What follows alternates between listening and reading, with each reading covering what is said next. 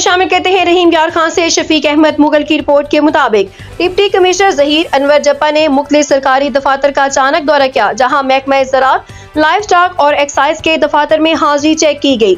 दौरे के दौरान मुतअद्दिद दफातर में हाजिरी कम पाए जाने पर जिले इंतजाम ने शदीद बरहमी का इजहार किया। मुतल्लिका महकमों के अफसरान से फौरी रिपोर्ट तलब कर ली गई, जबकि गैर हाजिरी और नाकस नज़्म नस्ब पर अफसरान और मुलाजिमीन को शोकाज नोटिस जारी करने की भी हिदायत दी गई। इस मौके पर डिप्टी कमिश्नर जहीर अनवर जप्पा का कहना था कि वज़ीर आला पंजाब के विजन के तहत जिला भर के सरकारी दफातर में नज़्म ज़ब्त और अवामी खिदमत को हर सूरत यकीनी बनाया जाएगा। उन्होंने वाज़ेह किया कि सरकारी मुलाजमीन आवाम के खादम हैं और अवामी मुफाद से गफलत किसी सूरत बर्दाश्त नहीं की जाएगी।